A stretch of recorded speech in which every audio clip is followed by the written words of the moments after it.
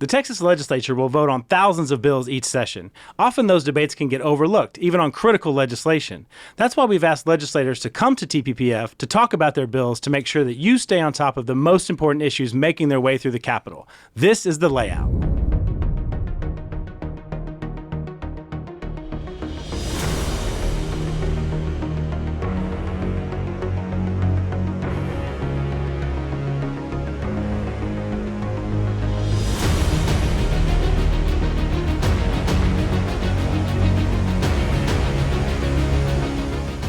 I'm Brian Phillips, Chief Communications Officer at TPPF, and today I'm here in our studio with Representative Schaefer. Welcome to the show. Thanks for having me. All right, Representative Schaefer, today we're going to delve into a couple of your bills that deal with career and technical education programs. Specifically, we're talking about HB 1391 and HB 1859 that deal specifically with wiremen, electricians, and HVAC technicians. So why don't you tell us first a little bit about the bill, why you're specifically targeting those industries? Well, I am passionate about restoring vocational training in our public schools.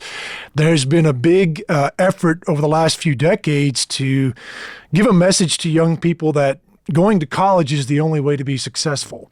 And I don't believe that. I believe college is one way to be successful, but I think many students, particularly young men, need to get some skill. They need to get out in the shop.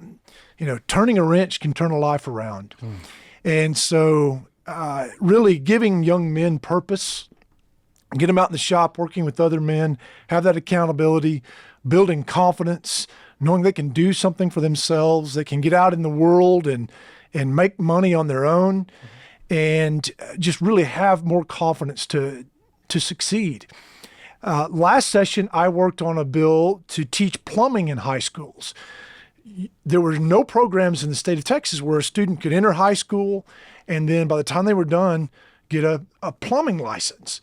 And yet we need plumbers. We have a huge shortage of plumbers, especially after that big winter storm. People realized that.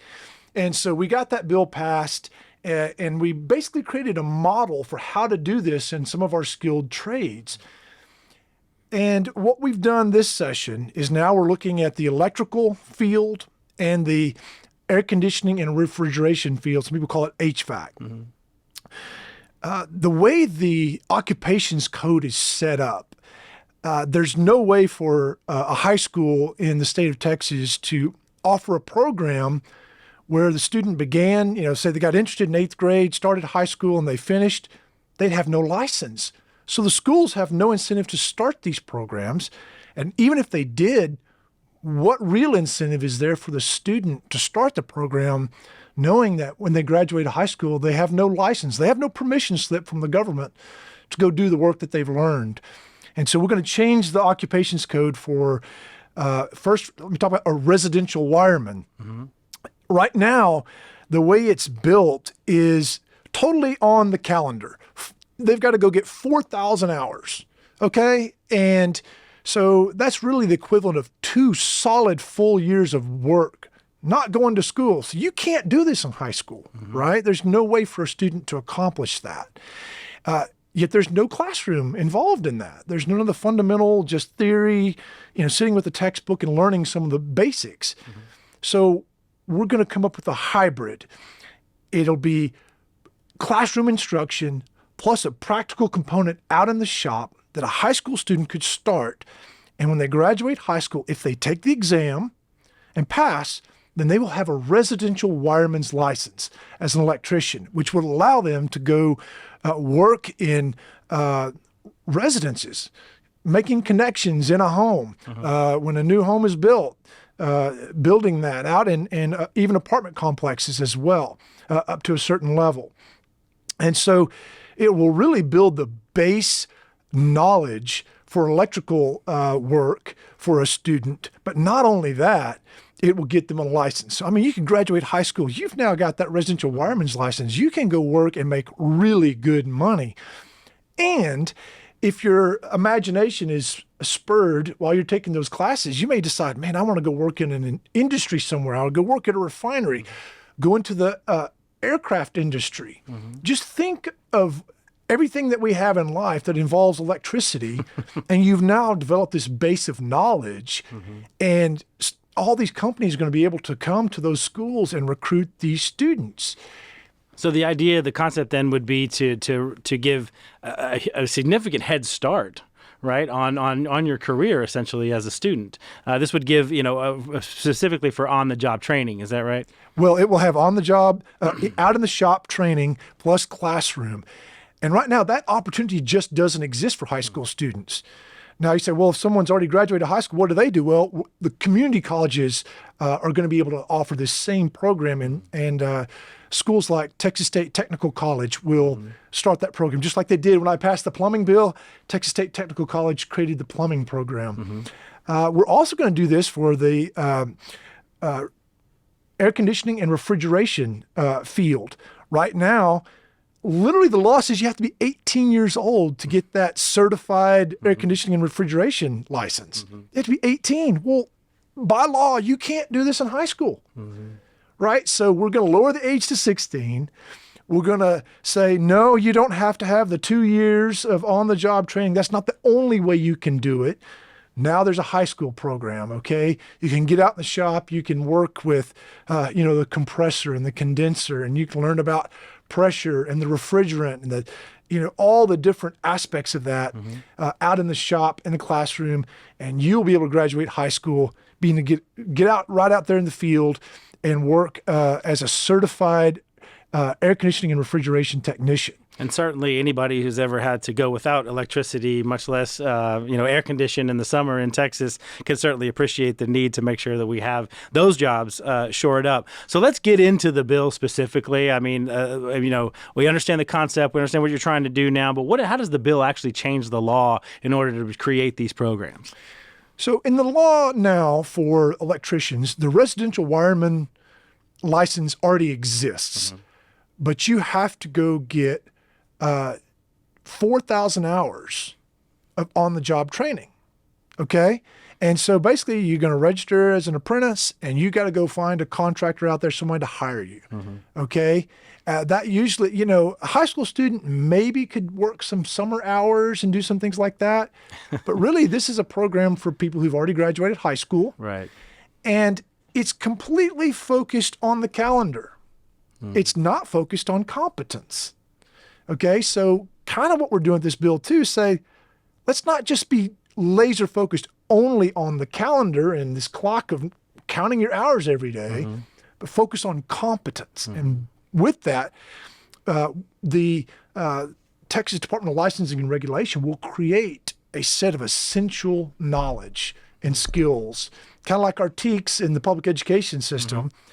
They will come up with the basic knowledge that student has to get a residential wireman's license, and then the public schools will be able to see that and then create a curriculum around it, right? So, okay, this is what the kid has to know. We'll go teach it, and we'll be out in the shop. Now, say, well, who's going to teach this? You've got to get somebody who's an expert in the field to come into the classroom and teach this, right? And so we're doing some things like waiving their annual, license fees and giving them a break on continuing education. But the main thing is that our public schools would be able to hire somebody part-time. Maybe they just need to come teach for 2 or 3 hours in the morning or in the afternoon.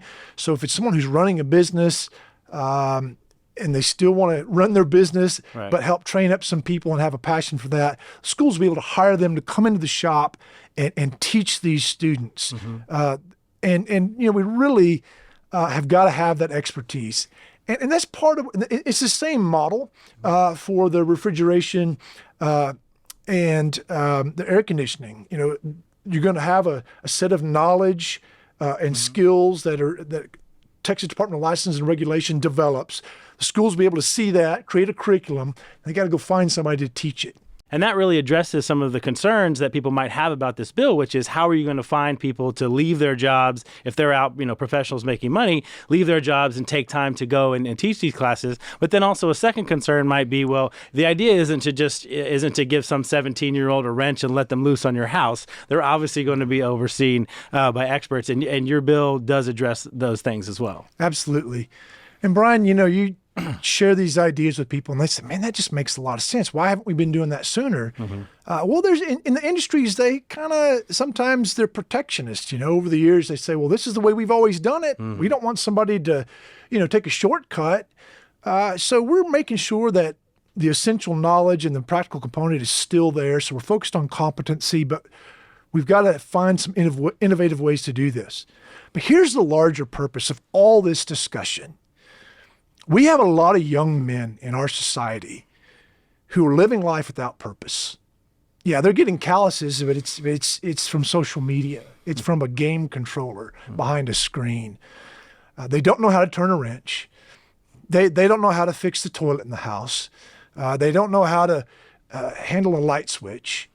They don't have any basic skills that traditionally men have had throughout the generations, to do things, to work with your hands, to at least know something about it. So even if I take a different direction in life, when that worker comes to my house to work on the plumbing or work on the air conditioner or work on the electrical system, I know something about what they're doing. I've got confidence. And I get to be around other men out in the shop who hold me accountable. Say, no, son, that's not the way you do it. But here's how you can do it. And, there's a lot of guys that sit in a traditional classroom setting and they struggle. That's not their environment. They want to get out with the sun shining and their hands are dirty and they're working with other men and they see the purpose behind what they're doing. And they know that if they keep at it, they can make money, good money, not just working a cash register somewhere. And there's nothing wrong with that.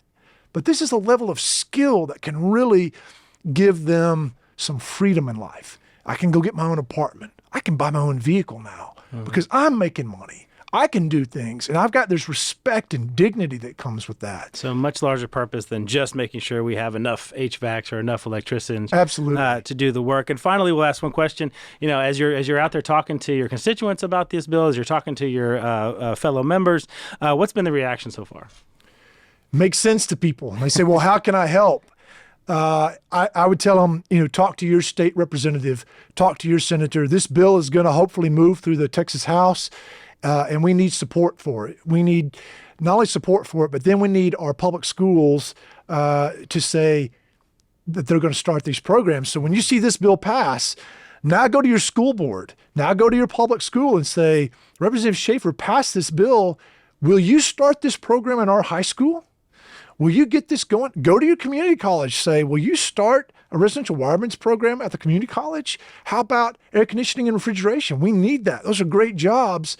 Everybody needs that. Get your community college board members to start these programs. That's great to hear. Again, we've been talking about HB 1391 and HB 1859. Representative Schaefer, thank you so much for being here. Thank you for laying out your bill for us, and we'll see you next time.